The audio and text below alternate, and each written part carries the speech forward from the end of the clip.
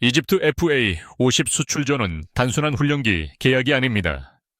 겉으로는 중국산 J-10C가 F-16을 대체할 것처럼 보이지만 실제 핵심은 이집트가 미국을 압박하고 한국산 FA-50의 가치를 다시 끌어올리는 복잡한 방산 협상입니다. 최근 방위사업청장은 한국항공우주산업, KAI, 한화에어로스페이스 등 국내 주요 방산기업과 함께 이집트를 방문했습니다. 목적은 분명했습니다.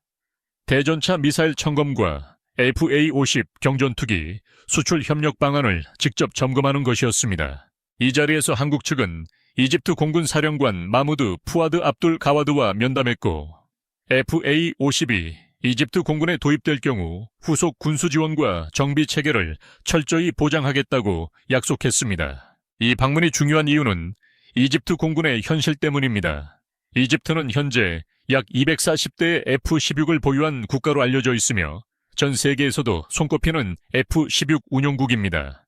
그러나 숫자가 곧 전력은 아닙니다. 장기간 운용된 기체가 많고 노후화가 진행되면서 실제 작전 투입률은 기대만큼 높지 않습니다.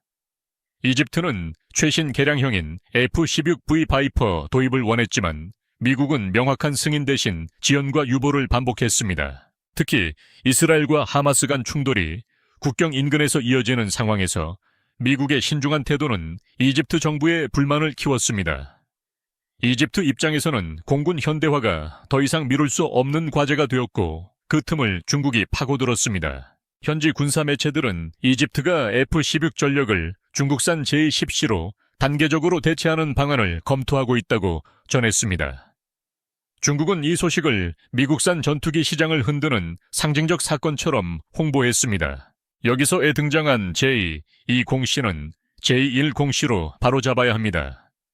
J-20은 중국의 스텔스 전투기로 알려져 있지만 일반적인 수출형 F-1 6대체 기종으로 거론되는 모델은 J-10C입니다.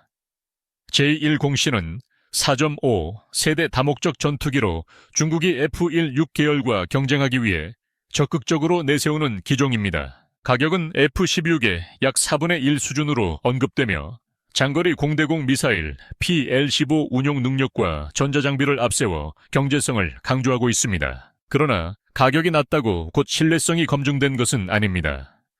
중국은 J-10C를 세계 시장에 적극적으로 홍보해왔지만 파키스탄을 제외하면 대규모 운용 실적이 제한적입니다. 반면 FA-50은 이미 동남아시아와 동유럽에서 운용 경험을 쌓았고 훈련기와 경전투기 사이에서 가장 현실적인 대안으로 평가받고 있습니다. KAI가 침묵에 가까운 태도를 보인 것도 자신감이 없어서가 아니라 이집트의 움직임이 실제 구매보다 협상 카드일 가능성이 높기 때문입니다. 이집트가 FA-50에 관심을 갖는 이유는 분명합니다. 이집트는 K9 자주포를 현지 조립 방식으로 도입하는 과정에서 한국 방산과 이미 접점을 넓혔고 동시에 노후 훈련기 교체 문제를 해결해야 합니다. 현재 이집트 공군은 중국산 K8 훈련기를 대량 운용하고 있지만 이 기체는 구조적 한계와 기술적 결함이 꾸준히 지적되어 왔습니다. 더 큰 문제는 F-16과 조종 체계가 맞지 않아 K8 조종사가 F-16으로 전환하려면 별도의 훈련 과정을 거쳐야 한다는 점입니다. FA-50은 이 약점을 정면으로 파고듭니다. FA-50은 T-50 계열을 기반으로 하고 F-16과 유사한 조종 체계와 운용 개념을 공유합니다.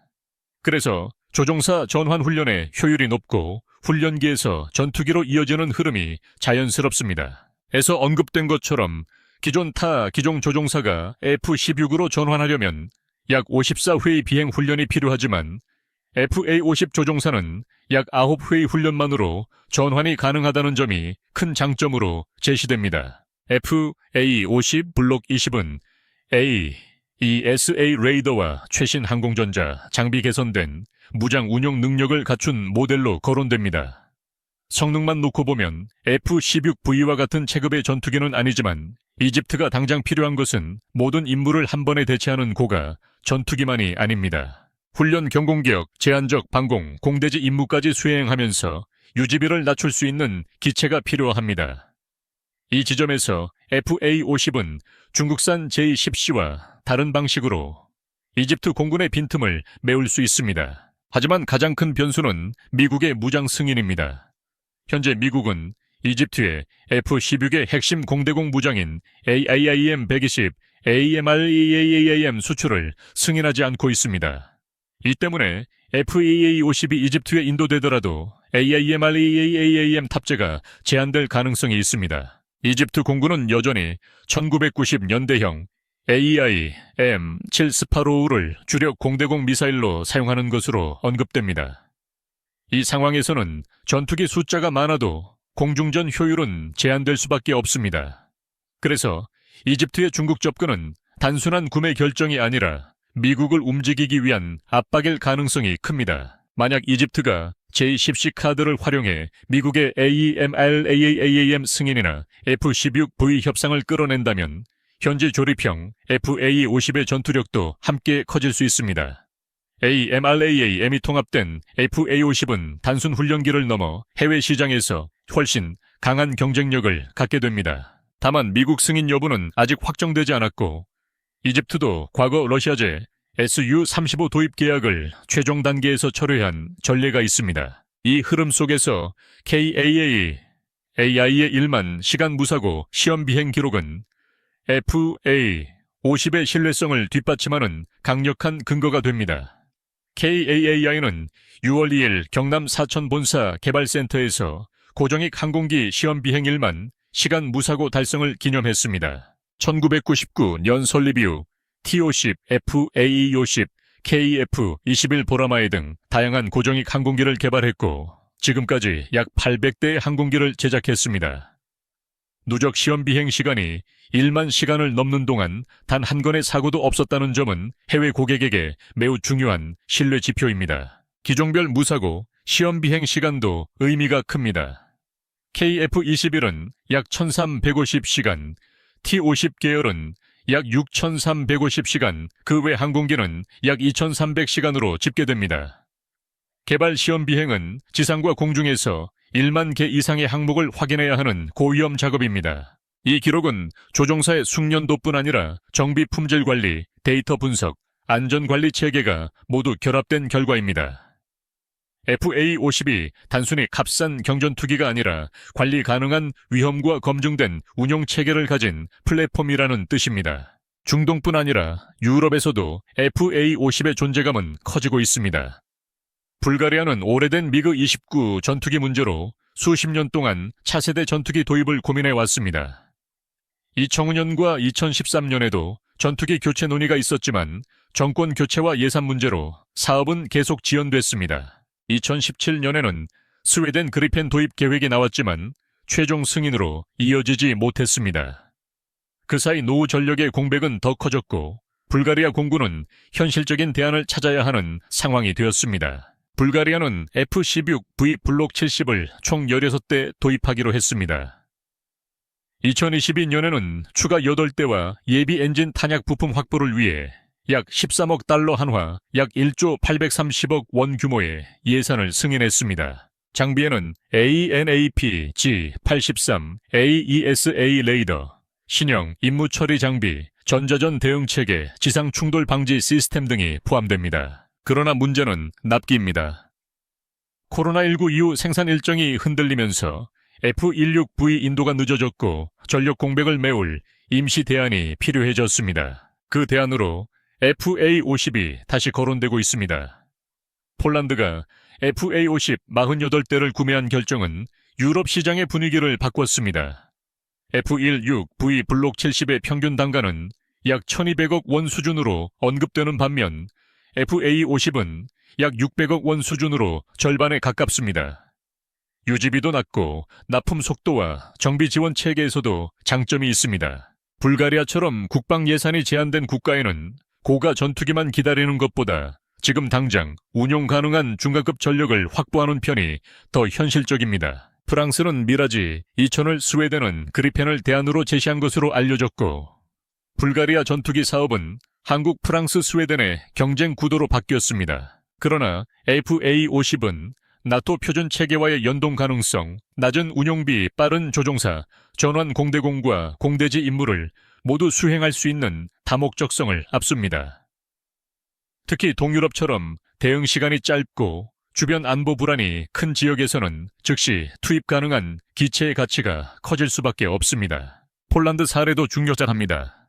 KAI는 2023년 7월 폴란드 민스크 마조비에츠키 공군기지 제23 전술 비행단에 FA-50 전용 정비 지원 시설을 구축했고 같은 해 10월 바르샵에 중동부 유럽 지역 총괄 사무소를 열었습니다. 빠른 납품과 현지 지원 체계가 결합되면서 슬로바키아와 불가리아 등 주변국의 관심도 커지고 있습니다. FA-50은 단순히 판매된 기체가 아니라 현지 정비와 훈련 후속 지원까지 묶인 패키지로 움직이고 있습니다. 이제 FA-50과 KF-21은 한국 방산 수출의 양쪽 축이 되고 있습니다. 한국 공군은 최소 300대 이상의 전투기 전력이 필요하다는 분석이 나오고 있고 KF-21은 한국군 전용 모델을 넘어 수출형 플랫폼으로 관심을 받고 있습니다. 아랍에미리트는 2019년부터 2023년까지 전 세계 무기 수입의 약 1.4%를 차지해 14위에 오른 국가이며 2029년까지 연평균 4% 이상의 국방 예산 증액을 추진하는 것으로 언급됩니다. 특히 아랍에미리트가 KF-21 사업에 관심을 보이고 인도네시아의 미납 분담금을 대신 부담하는 방안까지 검토한다는 이야기는 한국 항공 방산의 위상이 달라졌다는 신호입니다. 에서는 약 30조 원 규모의 투자 계획과 약 57조 원의 경제적 파급 효과가 언급됩니다. 이는 단순한 전투기 판매가 아니라 공동개발 기술 협력, 장기산업, 생태계까지 연결되는 문제입니다. 결국 이번 이야기의 핵심은 이렇습니다. 이집트의 중국산 J10C 검토는 FA-50 계약이 끝났다는 의미가 아닙니다.